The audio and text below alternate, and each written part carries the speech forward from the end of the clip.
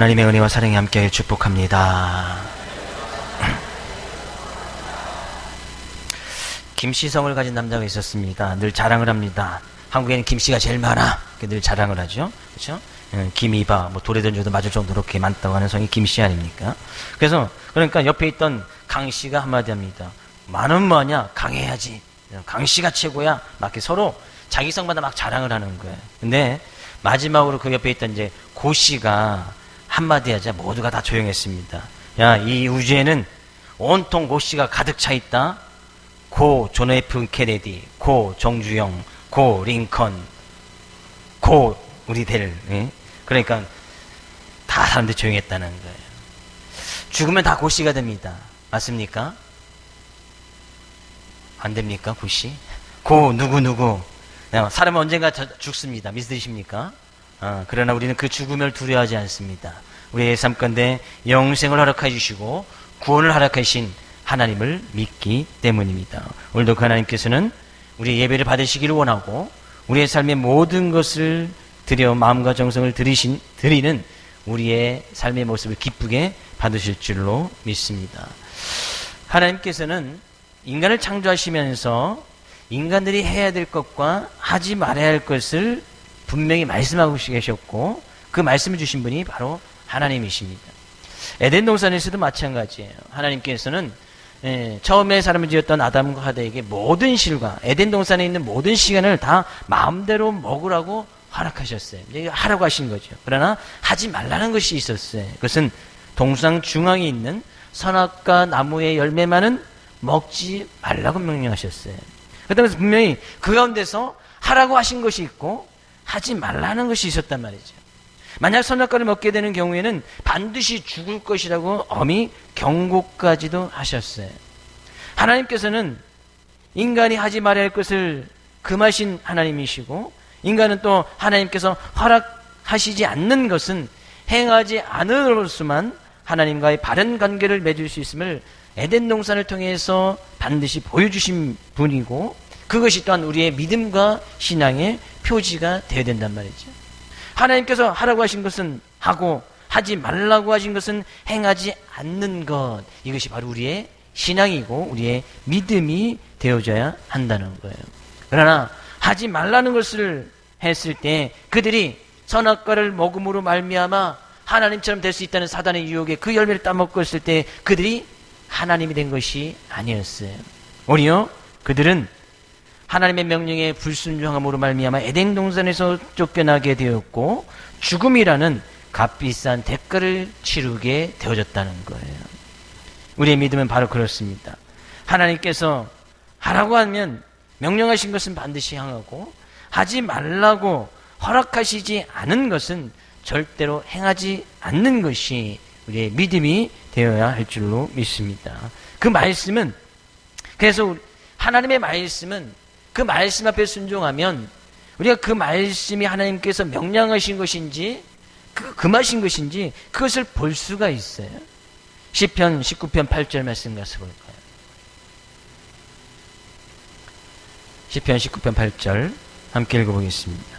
여호와의 교훈은 정직하여 마음을 기쁘게 하고 여호와의 계명은 순결하여 눈을 밝게 하시도다. 여호와의 계명은 순결하여 눈을 밝게 한다. 하나님의 말씀을 늘 가까이 있을 때 그것이 보인다는 이야기예요.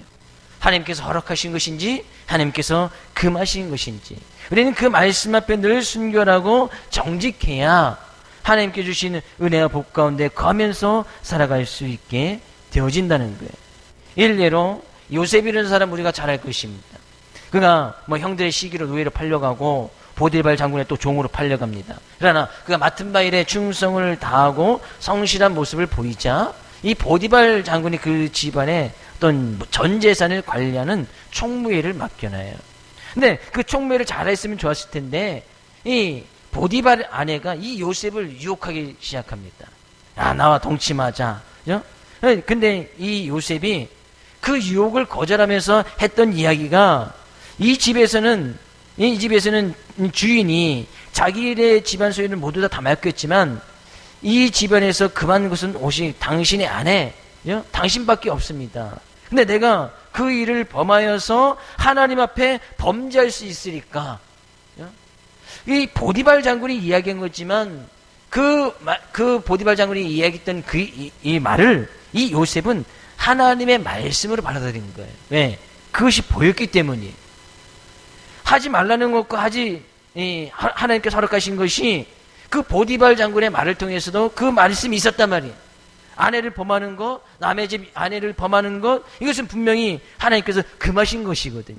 보디발 장군이 이야기했지만 이 요셉의 삶 가운데서는 그것이 하나님의 말씀처럼 들리는 거예요. 결국에는 그래서 요셉이 그 유혹을 거절하나 물은 대가로 인해서 옥살이를 하게 되어집니다.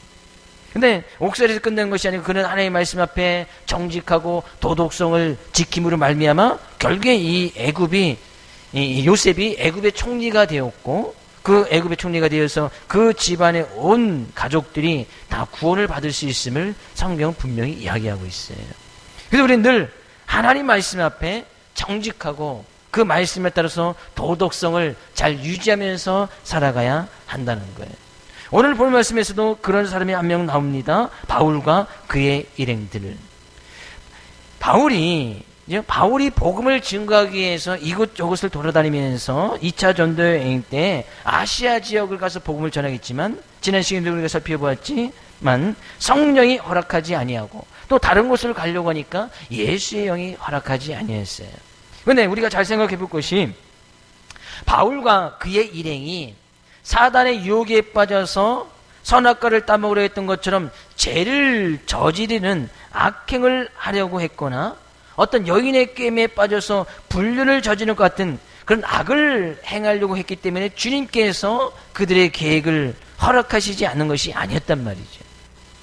바울과 그의 일행들이 나쁜 일, 또 죄를 저지르는 그런 일이었기 때문에 하나님께서 그렇게 나쁜 일을 하면 안 돼, 그렇게 악한 일을 악한 일을 행하면 안 돼, 그래 악한 일이었기 때문에 하나님께서 막으신 것이 아니었단 말이에요.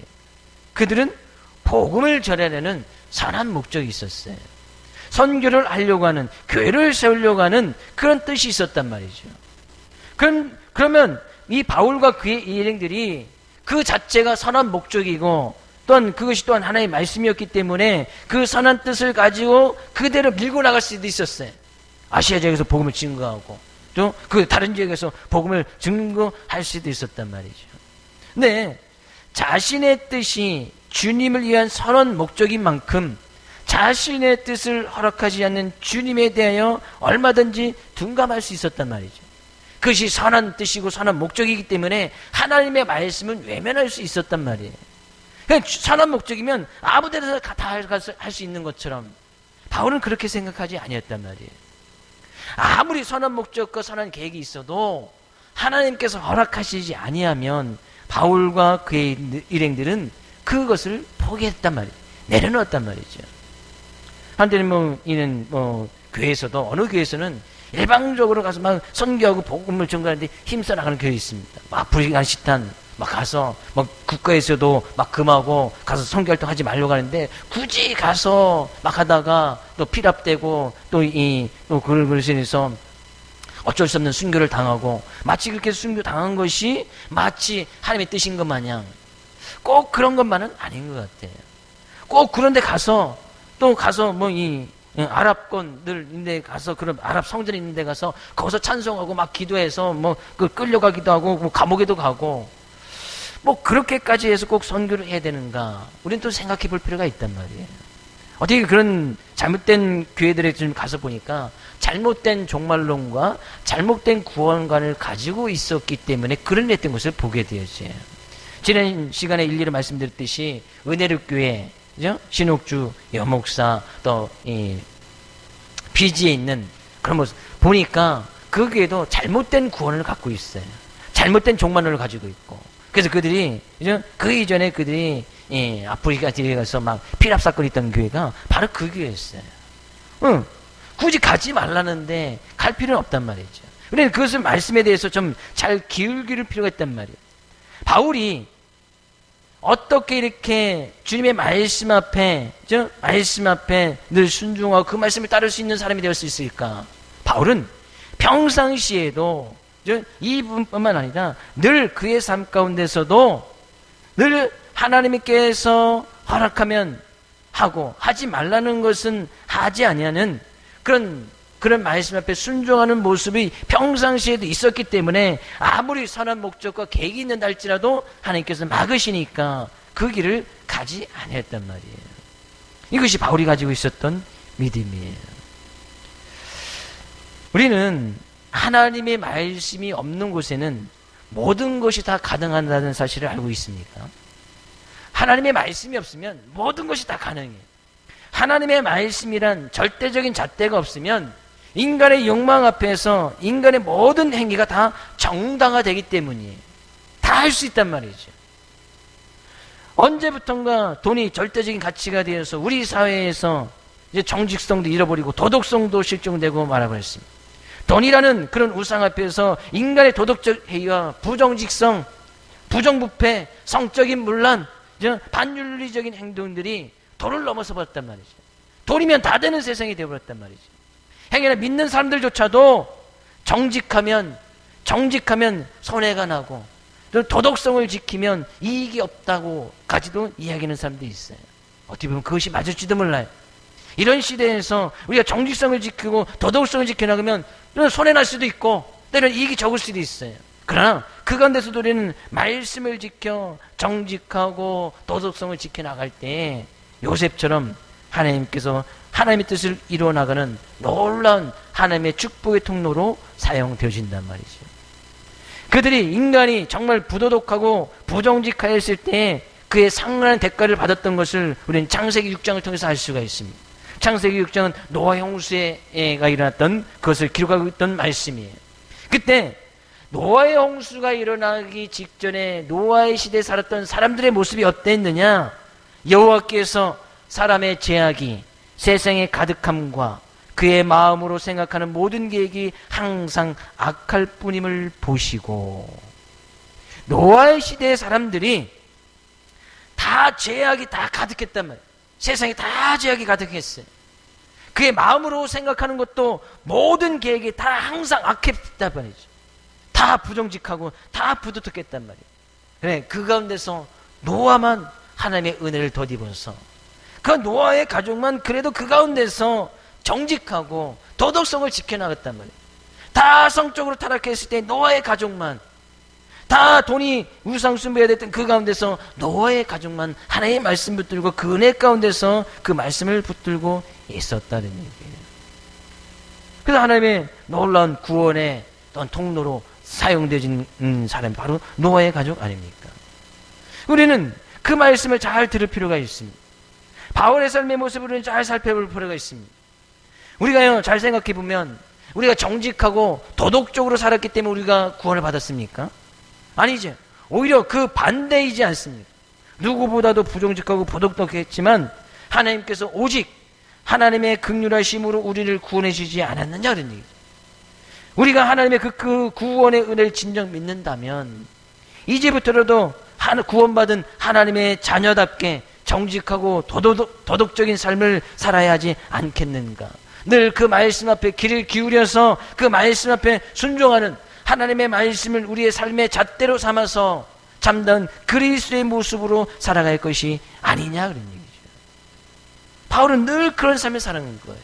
그것이 아무리 선한 목적이고 선한 계획이라 할지라도 하나님께서 허락하시지 아니하면 그 길을 가지 아니하였고 하나님께서 막으시면 그 길을 포기하는 진정한 믿음의 모습을 보여주었다 그런 얘기죠. 저는 우리 모든 성도님들이 그래서 하나님의 말씀을 우리가 늘 보고 듣고 묵상해야 되는 이유가 바로 거기에 있습니다. 그래야 그것이 보이는 거예요. 이것이 하나님께서 허락하신 것인지 하나님께서 금하신 것인지 하나님의 말씀을 통해서만 눈이 밝아져서 그것이 보인단 말이죠. 그런 하나님의 말씀 앞에 늘 순종하고 그 하나님의 말씀 앞에 눈이 밝아져서 하나님께서 행하신 것, 허락하신 것, 허락하시지 않은 것이 잘 구별되어질 수 있는 지혜가 삶 가운데 충만할 수 있기를 주의 이름으로 축복을 드립니다. 그러니까 하나님께서 그런 가운데서 하나님께서 바울에게 환상을 보게 하시는 거예요. 여기서 환상은 어떤 몽상적인 생각이 아니라 시각적으로 명료한 비전을 가진 그런 단어를 쓰고 있습니다. 그러니까 바울이 그가 이 눈으로, 육체적인 눈으로 시각적으로 확실히 보는, 그죠? 마게도니아 사람이 손짓하면서 건너와서 자신을 도와주기를 바라는 그 환상을 보게 되신 거예요. 여기서 이제 시간이라는 것은 순간 왔다 없어지는 것이 아니고 어느 정도 지속적인 시간이 있었으면 이야기해요. 그런 단어, 환상이라는 단어에 그런 단어를 썼어요. 호라마라는 그런 단어를 쓰면서 시간이 어느 정도 지속이 되면서 시각적으로 명료하게 보일 수 있는 그런 환상, 비전을 이야기해요. 그러니까 바울이 뭐 비몽사몽간에 자다가 얼떨결에 본 것이 아니고 그냥 그 환상이 자기 눈앞에서 딱 보이는 거예요. 자기 사람, 어떤 사람이, 마게도니아 사람이 와서 좀 와서 도와달라 하는 그런 환상, 비전을 보았다는 얘기죠. 지난 한 주간 우리 당기 선교팀들도 이런 비전을 보았습니다. 이런 환상을 보았고 이런 꿈을 꾸고 선교에 대한 비전과 그런 꿈을 가지고 돌아왔습니다. 저뿐만 아니라 전 갈 때마다 도전을 받고 갈 때마다 새로운 팀들과 가지만 갈 때마다 도전이 되고 갈 때마다 새로운 꿈을 꾸고 갈 때마다 새로운 환상을 주님께서 보여주시고, 그렇죠? 갈 때마다 하나님의 말씀으로 내 자신을 돌아가게끔 만드신 그런 은혜를 누리게 되어집니다. 물론 필리핀에 처음 가신 분도 계시고 또 갔다 오신 분도 계셨지만, 그렇죠? 또 다른 꿈과 비전을 보았을 거예요. 저는 우리 교회가 바울이 보았던 이 환상을 다 보기를 원합니다. 단기선교팀이 꾸었던 그 환상을 보고 비전을 보고 그 비전이 같이 공유되어지기를 원합니다. 바울이 보았던 것이 뭐예요? 와서 도와달라. 마게도니아 사람 전혀 그 나라 사람, 지금 마게도니아는 그리스거든요. 그리스. 바울은 이스라엘 유대인 사람 아니에요. 전혀 다른 지역이에요. 근데 바울이 그리스만 갔습니까? 나중에 로마까지 가지 않습니다. 이탈리아, 로마까지 가서도 복음을 증거하는 거예요. 그래서 유럽 지역에, 지금의 유럽 지역에 복음의 어떤 초석이 되었던 사람이 바로 바울이에요. 그래서 교회가 유럽에서 막 부흥하고 성장하고, 그것이 이제 또 그 부흥의 불길들이 좀 미국으로 건너가게 되죠. 또 미국에 있는 선교사들이 또 이제 아시아 이런 쪽에 들어가게 되어지고, 또 아프리카 이런 지역에 이제 복음의 불길이 막 번져나갔던 것을 보게 되죠. 바울은 그런 환상과 그런 꿈을 보았단 말이죠. 바울 그런 꿈을 본 거예요. 그러니까 선교사님과 헤어지면서 마지막에 간담회 시간을 잠깐 가셨습니다. 점촌 어떻게 보면 열악한 도시 맞아요.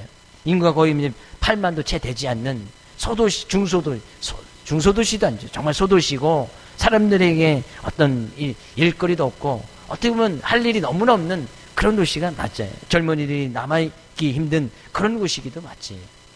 그러나 저는 제가 그곳에서 간담회를 하면서 마지막으로 그런 얘기를 했습니다. 저는 세상에 있는 맛집, 음식점, 맛집들이 정말 부럽다고 이야기를 했어요. 맛집. 아시죠? 맛집? 점촌에도 있지요, 맛집. 예천에도 있어요, 예천. 점촌보다 더 후진, 예천. 거기 혹시 주말에 가보셨나요? 예? 주말에, 다 식당 아시니까. 단골식당. 가보셨나요? 주말에? 줄 서서 먹어야 돼요. 그 도시에 무슨 선한 것이 있겠어요? 예천이란 그 동네에, 예천은 시도 아니잖아요. 예천군. 그 도시에 그 맛집 하나 때문에 수많은 사람들이 몰려드는 거예요. 왜요? 맛이 있으니까. 제가 그 얘기를 나눴습니다. 점촌이라는 이곳에 맛있는 교회가 되면, 정말 하나님 보시기에 맛있는 교회, 멋있는 교회, 아름다운 교회가 되어지면 부흥의 불길들은 자동적으로 이루어지는 것이 사도행전의 모습 아니에요. 그럼 우리가 올바른 그런 맛을 내는 그런 삶의 모습을 살아가야 되고, 교회가 교회다운 모습으로 서나갈 때 하나님께서는 반드시 그게 부흥을 허락해 주실 것이고 하나님의 뜻을 일어나갈 수 있는 그런 통로로 사용하실 것이 확실하다는 얘기죠. 그래서 우리 교회 모든 성도들이 그런 맛을 알고, 그런 멋을 알고, 그런 아름다움을 알고, 교회됨을 알아서 교회가 진정으로 해야 될 것이 무엇인지 그 환상을 보자는 얘기죠. 그런 비전을 품어 나가자는 얘기죠. 그래서 힘들고 어려운 환경 속에서도 선교팀 모집해서 이번에 다녀온 것이 아니에요. 어느 누군가 그렇게 이야기하는 사람들이 있을지도 모르겠어요. 그 선교비 그냥 모아서 비행기를 타고 우직 비용을 쓰면서 갔다 오냐, 그 비용 모여서 그냥 그것을 다 헌금하면 선교에서 훨씬 더 많은 사역과 훨씬 더 도움이 되지 않겠는가? 일리가 있어요. 저희들이 갔다 온 수국 경비가 1,000만 원이 넘습니다. 개인적으로 내신 거, 후원해 주신 거 하시면 1,100만 원이 훨씬 넘어가요. 근데 그 비용을 그냥 선교지에 보낸다고 생각해 보십시오. 우리가 가서 했던 일보다 훨씬 더 많은 일을 할 수 있었겠지요. 저희들이 구제품으로 구조품 나눠주고 하는 것들은 거의 채 100만 원이 되지 않습니다. 네, 그 나라 현지들이 좋아하는 쌀을 사고 이런 거 사다 보니까 만약 우리나라 물가 뜨지면 훨씬 더 많겠지만 채 100만 원이 되지 않아요. 나머지 1,000만 원은요? 저는 그 비용 이상을 투자해서라도 직접 갔다 와서 보고 체험하는 것이 훨씬 더 중요하다고 생각을 해요. 갔다 오면요, 기도가 달라집니다. 갔다 오면 생각이 바뀌고요. 갔다 오면 비전이 달라지는 거예요. 갔다 오면 이 환상이 달라지는 거예요. 하나님께서는 이 마지막 시대에 이런 환상과 비전을 교회의 모든 사람들이 봐야 될 것이고 품어야 될 것을 말씀하고 계세요. 사도행전 2장 16절 17절 18절 말씀 가서 볼까요? 같이 읽어보겠습니다. 하나님이 말씀하시기를 말세 내가 내 영을 모든 육체에 부어주리니 너희 자녀들은 예언할 것이요 너희의 젊은이들은 환상을 보고 너희의 늙은이들은 꿈을 꾸리라. 그때 내가 내 영을 내 남종과 여종들에게 부어주니 그들이 예언할 것이요. 말세에 지금 이 시대는 말세를 살아가는 거 아니에요? 그때 하나님께서 하나님의 사람들에게, 하나님의 말씀 앞에 민감하게 받아들이는 사람들에게, 바울과 같은 사람들에게, 하나님의 말씀을 지키고자 순종하자 노력하는 사람들에게 하나님께서 하나님의 영, 성령, 예수의 영을 부어주셔서, 바울은 그 영 앞에 늘 민감했던 거 아니에요? 그러니까 그 영이 막으시면 막고 가라고 하면 가고, 그 영을 부어주리니 너희 자녀들은 예언할 것이요. 저는 확실합니다. 예레미야가 도영이가 정말 하나님의 큰 나라의 축복된 자녀로 분명히 성장할 것이 확실해. 제 자녀이기 때문에 그런 것이 아니에요. 하나님께 그들에게 또 다른 비전과 환상을 보여주셨기 때문이에요. 너희의 젊은이들은 환상을 보고, 우리 다 젊은이 아니에요? 장로님들이 막 물고 막 나누시면서 젊은이들 빨리 와. 장로님이 장로님을 부르면서 그런 얘기하지. 빨리 와서 젊은이들 들어. 그 얘기 저는 듣기가 너무 좋더라고요. 60세가 막 넘으셨지만 아직 젊은이죠. 그래서 무거운지 막 들고 그거 낑낑 저도 두 박스 들었지만 우리가 패키지한 거 6개 들고 갔어요. 6개 들고 갔는데 무겁더라고요. 허리도 아프고. 중간에 가서 쉬기도 하고 바닷물에 던지기 날까 하다가, 그죠? 제가 말이 씨가 된다고 해서 도영이 아빠가 100kg쯤 들고 간다고 했는데 도영이 아빠 12개 든 거를 갖다 짊어지고 가신 거 보셨나요? 근데 군수리 안에 딱 들고 가서 도와주시더라고요. 젊은이들은 환상을 보고 이런 환상을 보여야 된다는 거예요. 젊으신 분 아멘. 늙으신 분 아멘. 늙은이들은 꿈을 꾸리라. 꿈, 환상, 이거 같은 이야기거든요. 비전을 본다는 거예요. 환상을 보아야 된다는 거예요. 바울이 봤던 환상, 와서 우리 좀 도와달라. 마게도냐 사람들이, 전혀 다른 사람들이 와서 우리 좀 도와달라. 이 환상을 본 거예요. 그래서 바울이 큰 꿈을 가지고 있었어요. 꿈을 꾸게 되었다는 거예요. 마게도냐뿐만 아니라 내가 꾸며야 될 것은 바로 이 유럽 전 지역을 복음을 증거해야 되는 일이구나.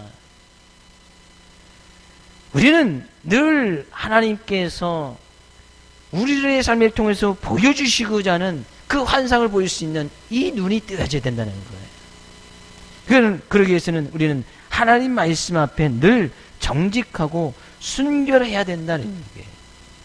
하나님의 말씀에 늘 정직하고 순결하면 하나님께서는 그 사람을 통해서 반드시 환상을 보여주고 비전을 심어주신다는 거예요.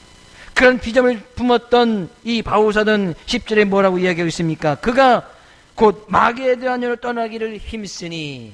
그런 환상을 보았으면 바로 마게도냐로 가면 될 텐데 왜 힘썼을까? 우리는 그 당시에 교통 상황을 좀 이해하면 너무나 쉽게 이해되었죠.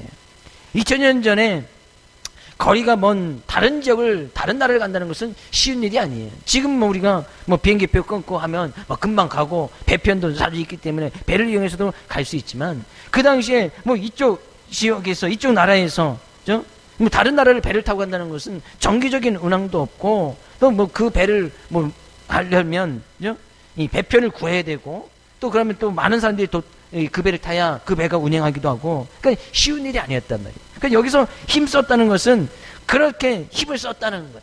어디 가면 이 복음에 대한 환상을 가지고 힘을 써서 그들에게 복음을 증거할 수 있을까? 늘 힘을 썼단 말이죠. 우리는 그런 환상과 꿈이 있고 비전이 있으면 늘 힘을 써야 된다는 거예요. 어떻게 우리가 더 열심히 기도하고, 어떻게 더 열심히 선교하며, 어떻게 우리가 그들에게 도움을 줄 수 있고, 어떻게 그들에게 구원을 베풀 수 있는, 이것이 꼭 타 지역만을 이야기하는 것은 아니, 우리 인근 지역 바로 옆에 있는 사람들, 그들이 정말 힘들어하고 어려워하고 영적으로 죽을 수 있음을 볼 수 있어야 된다는 거예요. 그런 환상이 보이면 우리 가서 도와줄 수밖에 없겠지. 가서 나눠줄 수밖에 없고, 가서 베풀어줄 수밖에 없는 거예요. 그래서 우리 모든 성도님들이 바로 다른 지역뿐만이 아니라 바로 이웃과 가족들에게 정말 영적으로 죽어 있고 병들어 있고 아파하고 있는 그런 모습을, 그런 모습을 볼 수 있을 수 있는 그런 영적인 눈이 띄어져야 한다는 거예요. 우리 옆에 계신 손님에게 우리 그런 눈을 가집시다. 그렇게 힘써 나갔더니 뭐예요?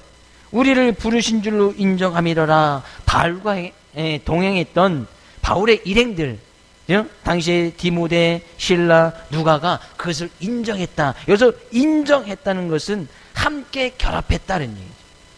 함께 그 비전을 품었다. 함께 그 뜻에 동참했다는 얘기죠. 여기서 함께 결합했다. 정말 그들의 생각적으로, 이성적으로 그것을 받아들이기에 충분한 하나님의 뜻이었음을 그들이 인정하고 받아들였다는 거예요.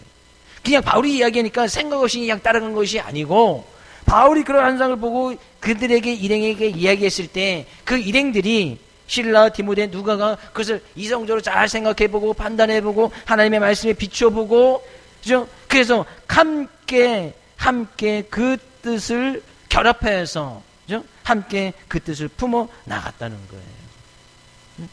누군가 시키면 다 했다는 것이 아닌 거예요. 잘 생각해봤다는 거예요. 말씀에 비추어서. 혹시 바울이 본 환상이 잘못된 것은 아닐까? 검증하는 시간을 가졌단 말이에요. 그러니까 그것이 정말 하나님의 말씀이고 뜻에 맞으니까 그들도 같이 기도해보고 그것을 인정하고 받아들이고 그 뜻을 품어서 나갔단 말이죠. 교회가 우리가 일방향으로 비전과 어떤 선교 열정을 가지고 나가자가는 그런 비전을 가지고, 그래 우리가 교회 목표를 가지고 나갑니다. 근데 그것이 정말 여러분 삶 가운데서도 그것이 맞는지 이성적으로 잘 생각해보고 판단해 보셔야 돼요. 교회가 정말 그렇게 나가는 것이 맞는지, 교회 담임 목사님이 그렇게 얘기하니까 우리가 가는 것하고, 여러분이 잘 생각하고 이성적으로 판단해서 그것이 맞는지 생각해보고 따라하는 것하고는 전혀 다르거든요. 그러니까 제가 늘 그렇게 기도하자고 하고 그렇게 선교 비전을 제시하고 하실 때 따라오는 이유는 그냥 이야기하니까 따라가는 것이 아니고, 하나님의 말씀을 비추어서 이성적으로 잘 생각해 보십시오. 어떤 감정에 이끌려서만 따라갈 것이 아니고, 그래서 잘 생각해서 행해나 그것이 말씀이 어긋나거나 교회가 해야 될 것이 아니라면 언제든지 이야기해서 조율하고 나갈 수 있단 말이죠. 그래서 바울의 일행들이 그것을 인정한 거예요. 그건 맞다. 우리가 생각해보고 이성적으로 잘 생각하면 그것은 맞다. 따라가야 된다. 그래서 그들이 함께 어울려서 결합해서 그 뜻을 추구하고 나갔다는 얘기죠. 저는요, 우리에게 모든 성도들이 그런 교회들이 해야 될 그 일들, 정말 하나님께서 교회를 통해서, 성도들을 통해서, 하나님의 자녀들을 통해서 행해야 될 그 일을 볼 수 있기를 원하고, 그건데 같이 함께 결합해서, 함께 인정해서, 함께 이성적으로 판단해서, 함께 하나님의 말씀에 비추어서 그 말씀을 붙들었다면 그 말씀을 두고 열심히 달려갈 수 있기를 주님으로 축복을 드립니다. 그렇죠? 누가 이야기합니다. 우리 사모도 이야기해요. 내년에 또 가고 싶냐? 갔다 오면서 힘들고 알거든요. 근데 그렇게 힘든 일을 왜 또 하냐? 그렇죠? 어느 누군가한테 이야기합니다. 너 또 가고 싶냐? 다음에 또 갈 거냐? 물어봐요. 아까도 제가 보고하면서 얘기했지만 내년에 가야 되나 말아야 되나 그런 보장이 없다 이야기했지만 갈 거예요. 보장이 없지만 갈 거예요. 아마 내년까지는 계획하심이 있는 것 같아요. 그죠? 그 후년은 모르겠어요. 2020 비전이니까 가야지요. 네, 단기 선교사가 우리 20명 목표로 했는데 이번에 11명 갔다 왔으니까 9명은 더 가야 되잖아요. 할렐루야. 그래서 딱 9명만 지원하시면 안 돼요. 19명 지원하셔도 되는데. 한 번 더 가야지요. 2020년까지 이루어야지. 뭐 하나라도 이루어야지. 여기서 이루신 거 있나요? 지금 이뤄가고 있지요? 기도하고 계시지요? 아멘 안 하신 분은 기도 안 하고 계신 거지요? 지금 이뤄가고 있지요? 근데 이것이 맞는지 잘 판단해 보란 말이에요. 제시했으니까, 에이, 목사님 시키니까 해야지. 그렇게 따라오는 거하고, 내가 그 말씀 붙들고, 비전을 붙들고, 기도하고 나가는 것하고는 전혀 다르단 말이죠. 그러나, 저는 소망하기를, 제가 품고 환상을 보았던, 비전을 품고 있는 이 비전들이, 우리 모든 성도들이 다 함께 인정함을 받고, 함께 결합하고, 함께 공유되어지기를 소망하고 원합니다. 왜? 그것이 하나님께서 우리 교회 가운데 주신 말씀이기도 저에게 주신 말씀이기도 해요. 저는 그런 환상을 왜 또 가느냐? 저는 오늘 본 말씀에서 그 답을 이야기하고 싶어요. 마게도냐 사람들이 바울이 본 환상을 이야기합니다. 와서 도와달라. 와서 도와달라. 그것 때문에 또 갈 수밖에 없어요. 이웃에게도 가야 됩니다. 이웃 사람들 그런 소리를 좀 들을 수 있고 볼 수 있어야 돼요. 와서 도와달라. 좀 와서 나에게 복음을 전해달라. 와서 나가 영적으로 죽어있는데 좀 살려달라 하는 그런 소리가 들려야 되고 볼 수 있어야 된다는 거예요. 그것이 비전이에요. 그것이 환상이란 말이죠. 그것이 하나님 말씀 앞에 민감하게 반응할 때 그것이 보인단 말이죠. 다른 사람이 품었던 그 비전만 따라갈 것이 아니고, 다른 사람이 본 환상만 따라갈 것이 아니고, 내가 그 환상을 보고 비전을 품어서 내가 이제는 갈 수 있고, 내가 가서 복음을 전할 수 있고, 이웃에게 하나님을 보여줄 수 있고, 하나님의 말씀을 증거할 수 있는 그런 비전이 있는 사람, 그런 환상을 보는 사람, 그런 모든 사람들이 우리 교회 모든 성들이 될 수 있기를 주의 이름으로 축복을 드립니다.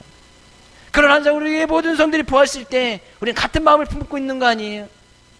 바울과 그의 일행들이 인정함을 받아서 함께 복음의 일에 열심히 힘써 나갔듯이 우리 모든 교회 성도님들이 힘써 복음을 증거하고, 힘써 하나님 나라를 이야기하고, 힘써 이웃을 찾아가고, 힘써 그들을 살리고, 그들에게 생명을 전하고, 그들에게 복음을 전함으로 말미암아 하나님 나라를 증거하는 데 힘써 나갈 수 있는 우리 교회와 우리 모든 성도들이 될 수 있기를 다시 한번 주의 이름으로 축복을 드립니다.